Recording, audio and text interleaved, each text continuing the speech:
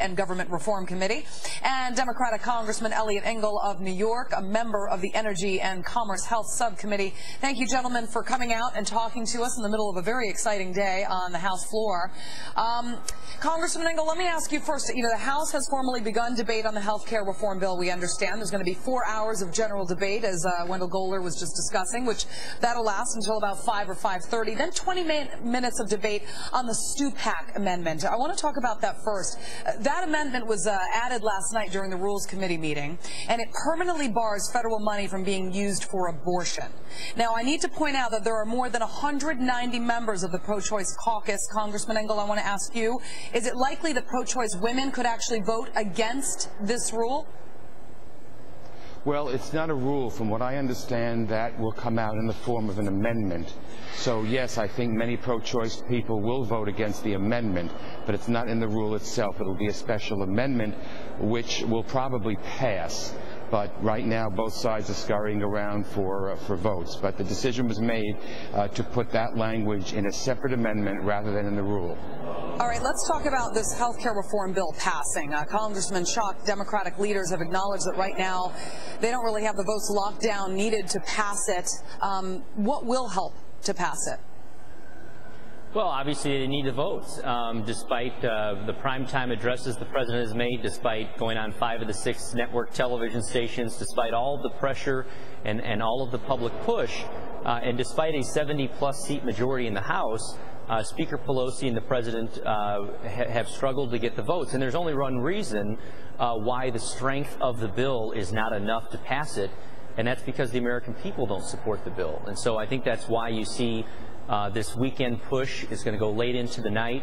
And ultimately, if they do get the votes, it will not be on the strength of the bill or the argument or the content of the bill, or because it's what the American people want, but more that arms get twisted and who knows what kind of promises and treats are given away in exchange for a vote. All right, Congressman Engel, I see you there. I assume that you don't agree with Congressman Schock's assessment that arms are being twisted. However, the president has made a lot of appearances. Even this afternoon, he managed to come out on a Saturday to once again push his health care reform, and he was very quick to turn away from the microphones as soon as he was done. He was not about to answer any questions by reporters.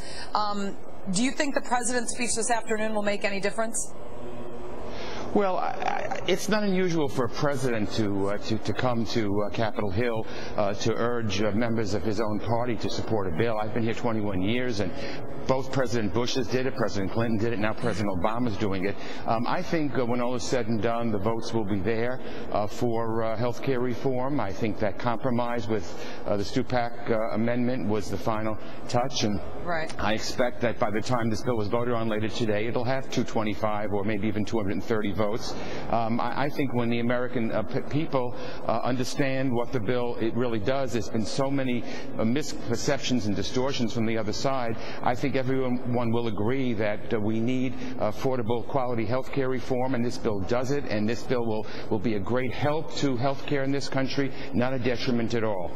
All right. It's amazing you two can stand next to each other yet disagree so strongly. When he's talking about these misperceptions from the other side, Congressman Schock, that's you. I mean, let's talk about where the numbers are now. Now, even if the House Dems are able to muster the 218 votes for a bill today, which is no small victory, there is still a long way to go. How tight are the numbers?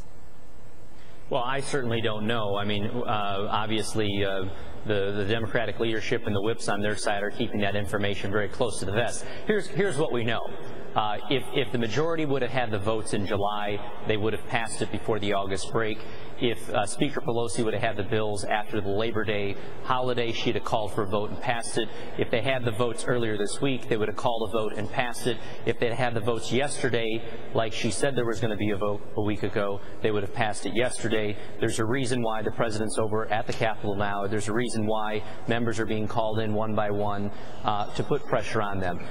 To your point, though, about about, misperceptions or what have you, the one theme that continues to be talked about is the need for insurance reform, the need to try and bring down costs to ordinary American citizens. And I think the most important point that people need to understand is that among all the other things in this bill that's going to be voted on, over half of the new folks that are going to be covered by some kind of program are done so through entitlement programs, not through lowering premiums for private insurance, but rather expanding them into Medicaid and other forms of government-run health care. And so what you're doing really is exacerbating those in the private health care market because of cost shifting, because more and more of those costs have to be borne by those of us who have private health insurance. So it's really disingenuous from the standpoint that when we talk about insurance reform and bringing down costs to individuals, this bill is really going to make it worse. Congressman Engel, you're shaking your head?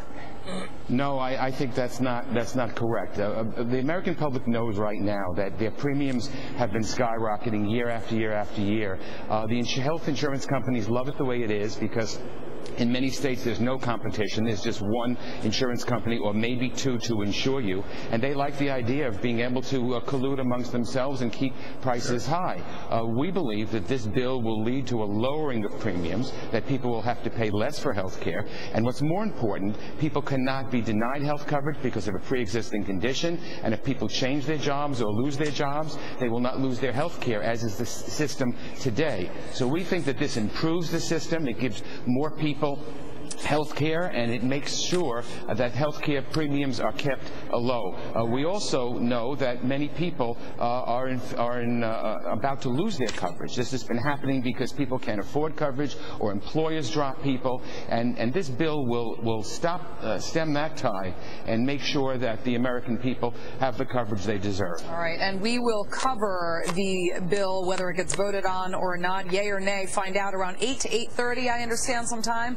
8:30 p.m. Eastern Time. We will have it here on the Fox News channel for you live. Thank you so much, Congressman Engel and Congressman Schock. We appreciate you both for coming on today. Fair and balanced. Good to be with you. Good luck.